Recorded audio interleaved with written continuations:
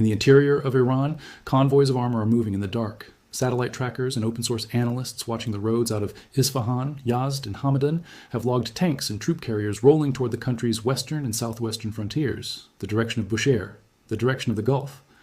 Nobody watching this needed a briefing to understand what it meant.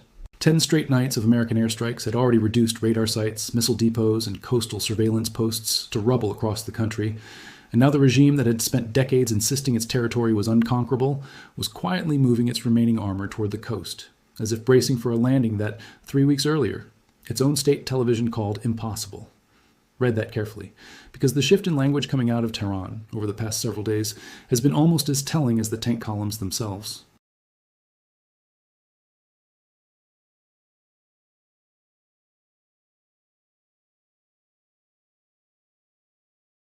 Six Islamic Revolutionary Guard Corps operatives were dispatched aboard a rented fishing boat toward Buehring Island, a Kuwaiti-administered strip of land at the mouth of the Shatt al-Arab, home to a Chinese-financed port built under Beijing's Belt and Road ambitions. Kuwaiti forces intercepted them. 1 soldier was wounded. 4 IRGC operatives were captured. It was a minor military footnote on paper. 6 men, 1 boat, 1 brief firefight. But it was the first physical crossing of Iranian personnel onto contested Gulf soil during the ceasefire. And once it happened, the fragile peace never recovered. From that point, the drone strikes on Kuwait International Airport resumed. Terminal infrastructure was damaged. Radar systems were destroyed. Air defense crews scrambled night after night to intercept incoming projectiles over a civilian airport that had nothing to do with the war except its location. And, through the following months, the campaign widened, methodically, country by country, strike by strike, until it became the sprawling multi-front confrontation now being called, in shorthand, the 2026 Iran War. That is not the part most people paid attention to at the time. A single infiltration attempt, a handful of captured soldiers, a few damaged airport terminals. None of it looked like the opening chapter of a regional war. But every escalation that followed traces back to that single decision to test the ceasefire's edges, and that pattern deserves attention because it is the same pattern now playing out again with the current threats against Kuwait. Here's where things stand right now, and the numbers are not vague. They are specific, and they are escalating by the day. The United States Central Command has confirmed it is now in its 10th consecutive night of strikes against Iranian territory, hitting coastal surveillance stations, air defense batteries, maritime assets, and missile and drone storage sites, in addition to targeting Islamic Revolutionary Guard Corps units directly tied to the killing of American service members in Jordan. CENTCOM says more than 50,000 American personnel are currently deployed across the region. Multiple U.S. soldiers have been confirmed dead, both in Jordan and in Iraq, some in direct drone strikes, at least one in the botched controlled detonation of an unexploded Iranian drone that had landed intact on the ground. Families have received condolences from the highest levels of the Pentagon. This is no longer a campaign of deterrence. It is attrition on both sides, with a rising body count that neither government is trying particularly hard to hide. On the Iranian side, the IRGC has branded its retaliatory campaign Operation Nasr II, and it has now moved through more than a dozen claimed waves of strikes. Kuwait has borne the heaviest weight of it. The IRGC claims to have destroyed facilities supporting U.S. Special Naval Commando forces at Camp Arifjan, and to have struck a radar system at Ali al-Salem Air Base. Iran's regular army has separately claimed it fired surface-to-surface missiles at HIMARS rocket systems stationed at the same installation. Bahrain, home to the U.S. Fifth Fleet, has also been targeted, with the IRGC claiming strikes on Al-Sakr Air Base and on facilities supporting Task Force 59 vessels at Port Salman. Kuwait's own military disputes the scale of the damage, saying its air defenses intercepted the incoming fire, and that most of the explosions residents heard were the interceptions themselves, not successful hits. Both things can be true at once, a real, sustained, dangerous barrage, and a wildly inflated propaganda claim about what it actually destroyed. Untangling the two is most of the job of covering this war honestly, and it is worth sitting with for a moment, because it explains almost everything confusing about how this conflict is being narrated on both sides. A government fighting a war it is visibly losing on multiple fronts has every incentive to describe its retaliatory strikes in the most devastating terms possible, not because the strikes necessarily succeeded, but because domestic morale and regional deterrence both depend on looking capable of hitting back hard. The gap between claimed destruction and verified destruction is not a footnote in this war. It is close to the whole story of how the Iranian government is managing a losing position. That tension, inflated claim against measurable reality, is where the story of a possible ground invasion actually lives, and it deserves to be taken apart piece by piece. Iranian voices, some of them senior, have begun speaking about a ground incursion into Kuwait more openly than at any point in this conflict. Reports citing an Iranian analyst and a former Iranian foreign minister describe discussion of seizing Camp Buehring, Camp Arifjan, or Ali al-Salem Air Base outright, and even taking American troops as prisoners of war and transporting them into Iran. One IRGC-linked figure has been quoted warning American soldiers to flee the region while they still can. It sounds, on its face, like the opening line of an occupation. It is worth remembering what it would actually require in practice. Iran and Kuwait do not share a land border. There is no highway from Iranian soil into Kuwaiti territory.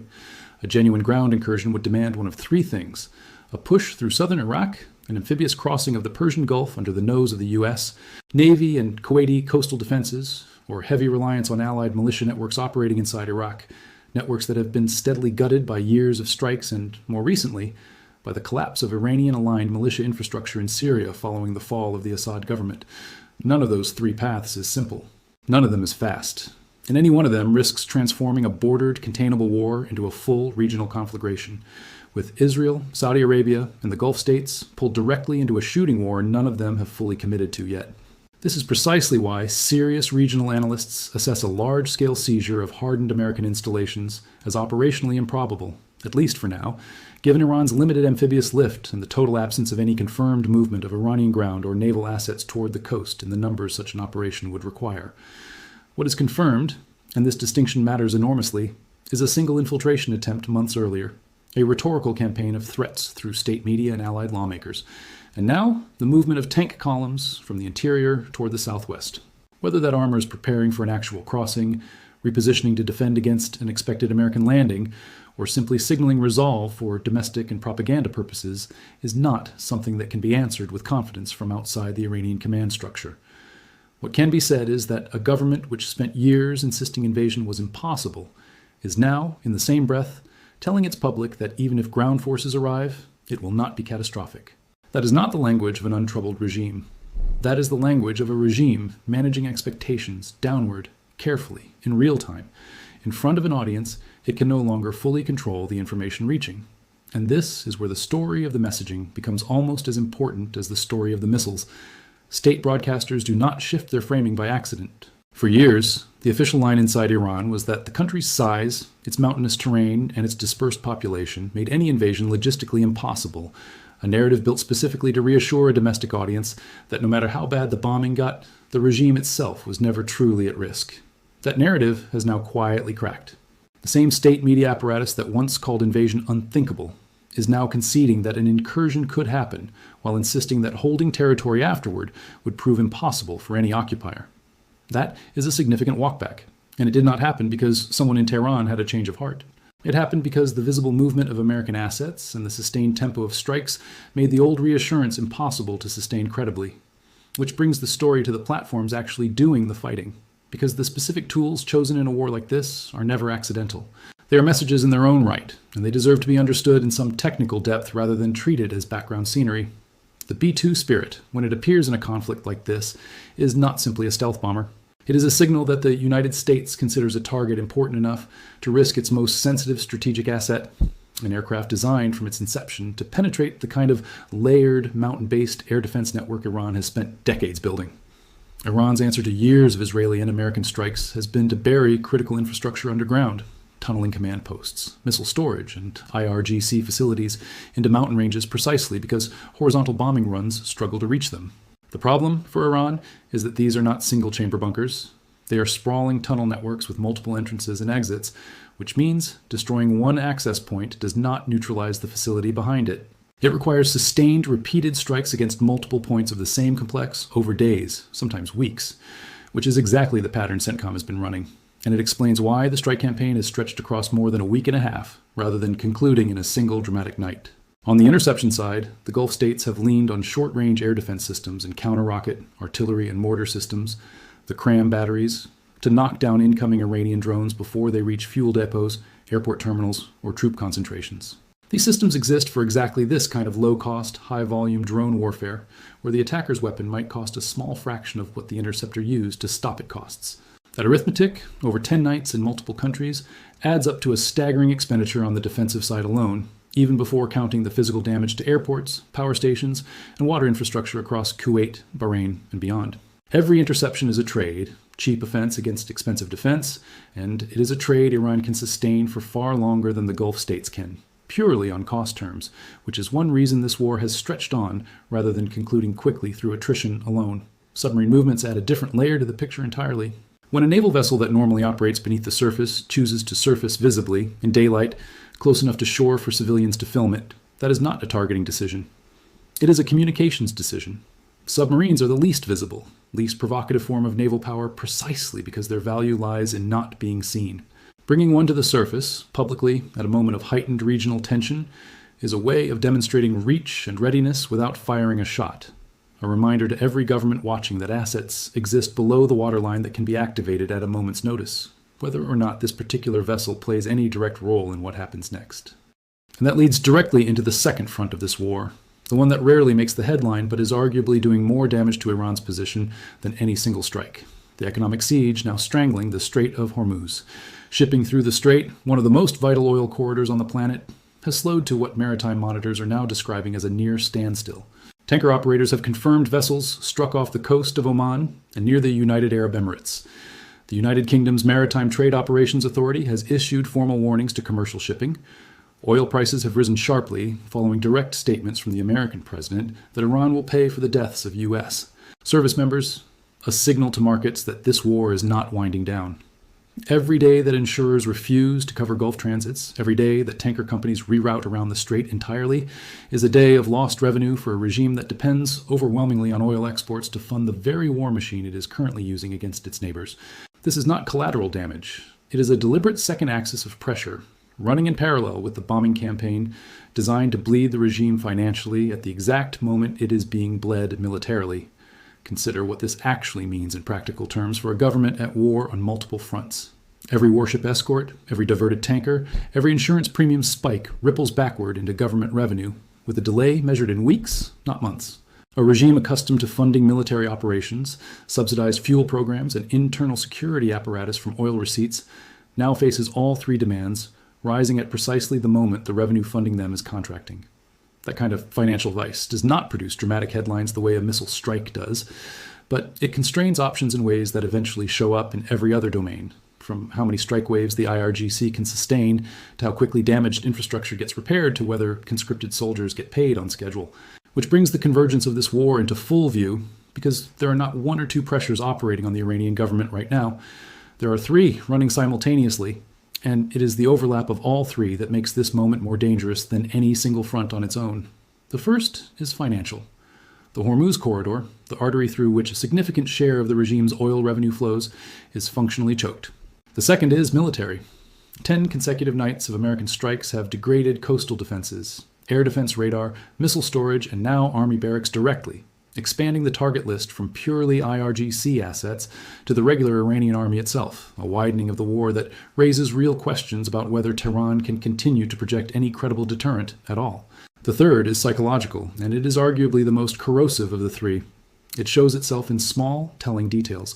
A state broadcaster shifting overnight from insisting invasion is impossible to insisting invasion is survivable. A senior military spokesperson publicly declaring that Iran would bomb its own territory rather than allow it to be occupied, a statement that reveals more anxiety about losing control of the narrative than it does confidence in holding the line. When all three pressures compound at once, financial strangulation, sustained military degradation, and a visibly cracking public information strategy, the effect is not additive. It is exponential. A government can absorb one of these pressures for a long time. Absorbing all three at the same intensity for the same stretch of days is a different problem entirely, and it is the kind of compounding pressure that historically precedes either a negotiated de-escalation or a catastrophic miscalculation, with very little stable middle ground between the two, which raises the obvious question sitting underneath all of it: who, inside Iran, is actually making these decisions right now? The nominal chain of command runs through Iran's supreme leader and the Islamic Revolutionary Guard Corps' senior military council, but this war has exposed a system straining under losses at exactly that level. State media has already confirmed a leadership death at the very top of the command structure, an event significant enough to draw funeral processions inside Iraq itself, in Najaf and Karbala, underscoring how deeply the IRGC's regional network of aligned Shia communities remains tied into Iran's political identity, even as its formal chain of command absorbs historic losses. Beneath that shaken top tier sit the men actually narrating the war to the Iranian public and to allied media. Military spokesmen delivering nightly claims of destroyed American assets, IRGC public relations officers issuing statements about strikes on Bahrain and Kuwait, and members of parliament publicly discussing hostage-taking operations against American troops, rhetoric that plays well domestically, but commits the regime to promises its actual military capacity may not be able to deliver. The gap between what is being said in these statements and what is being confirmed independently is not a minor discrepancy. It is close to the entire story.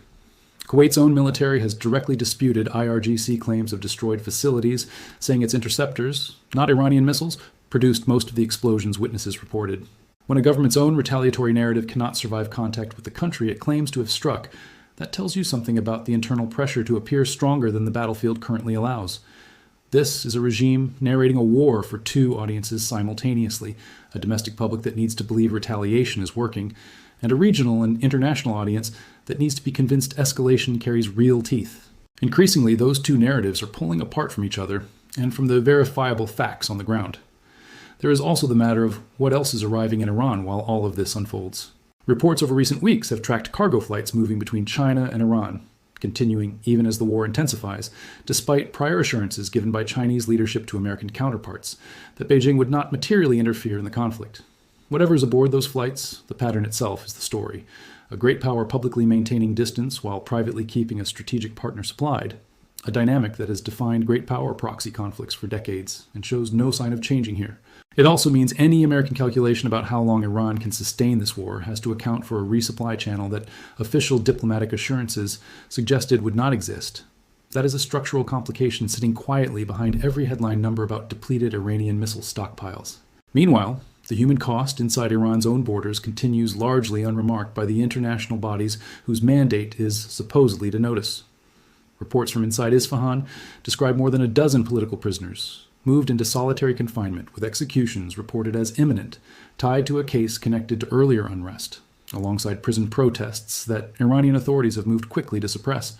Independent verification from inside a closed authoritarian system during active war is extraordinarily difficult, which is precisely why these reports deserve caution rather than dismissal. What can be said with more confidence is that this pattern, quiet, sustained repression of internal dissidents, running underneath the loud, visible war with the United States and its allies, has defined the Islamic Republic's governance for nearly 5 decades, and the current conflict has not interrupted it. If anything, the war appears to be giving the state cover to accelerate it, since international attention and international pressure is entirely consumed by the military dimension of the crisis. There is a deeper question worth sitting with here, one that rarely gets asked directly. What happens to a domestic opposition movement in the middle of a war like this? Iran has seen genuine, large-scale uprisings in recent years, moments when millions of ordinary citizens took real personal risk to appear in the streets. Any strategist thinking seriously about regime pressure understands that outright popular uprising, at the scale that actually threatens a government's grip on power, does not require the entire population. It requires a committed core, 1 million or 2 people willing to act, coordinated enough to sustain momentum past the first wave of arrests. The obstacle is not willingness. It is coordination in a surveillance state that treats any detected contact with the outside world as grounds for arrest, and has spent years systematically imprisoning or eliminating the community organizers and militants who led previous uprisings. That single structural fact, more than any missile stockpile or tank column, may be the real variable determining whether external military pressure ever translates into internal political change. And it is a variable no airstrike can directly influence. The loyalty of Iran's regular armed forces, distinct from the ideologically vetted Revolutionary Guard, adds another layer of uncertainty to any assessment of what happens if this war escalates further. The IRGC's internal vetting process is notoriously strict, built specifically to prevent infiltration or defection. The regular army is a different institution, staffed heavily by conscripts and career soldiers who serve because service is compulsory or because they see themselves as serving the nation rather than the ideology of its current government. Over the past 2 decades, there have been persistent, quiet reports of defections from that regular army, some public, most not, along with a countervailing reality that plenty of its officers remain fully integrated into the regime's power structure. It is not a force whose loyalty can be assumed in either direction, which matters enormously if American strikes continue widening from IRGC-specific targets toward the Army's own barracks and infrastructure, as they already have begun to do. So where does this actually leave things, honestly, stripped of both the propaganda coming out of Tehran and the certainty implied by cable news chyrons back home? The evidence available right now does not support the conclusion that a full American ground invasion of Iran or an Iranian ground invasion of Kuwait is imminent in the next several days. What the evidence does support is a rapidly narrowing set of off-ramps. American strikes have moved from purely IRGC targets to the regular Iranian army's own barracks, an expansion that signals Washington is no longer trying to surgically punish a single faction, but is instead degrading Iran's broader capacity to resist, whatever form that resistance ultimately takes. Diplomatic missions from Britain and Germany have already begun evacuating personnel from Kuwait, Qatar, Bahrain, and Saudi Arabia. A quiet but unmistakable signal that European governments are no longer confident. The current level of conflict represents the ceiling. Naval assets, including at least one submarine surfacing visibly off the Israeli coast, are being positioned, and in some cases, deliberately shown, a form of signaling in its own right. None of this guarantees invasion. All of it is consistent with governments, bracing for the possibility. And that leaves the one detail that should concern anyone watching this closely, more than any single headline strike or claimed casualty figure: command fragmentation. A war being fought simultaneously by IRGC public statements, regular Army spokesmen, allied parliamentarians threatening hostage operations, and a Supreme Leaders Council absorbing real leadership losses is a war without a single, coherent decision-making center. Wars end, or at minimum de-escalate, when there is someone with the authority and the incentive to negotiate a stop. Wars spiral when no single actor can credibly promise that a ceasefire will hold, because too many hands are on too many triggers, some of them motivated by strategy and some by simple survival. That is the unresolved variable sitting underneath every number cited here. Not whether the tanks reach the border, not whether the submarine surfaces again. Whether anyone left standing inside that command structure still has the authority to stop this before it decides its own outcome. The convoys are still moving tonight, out of Isfahan, out of Yazd, out of Hamedan, toward a coastline that has already absorbed 10 nights of American strikes and shows no sign of a governing calculation any single person controls. Whether they stop at the border or keep going is a question nobody inside that chain of command can currently answer with confidence. Which means, for the moment, nobody outside it can either.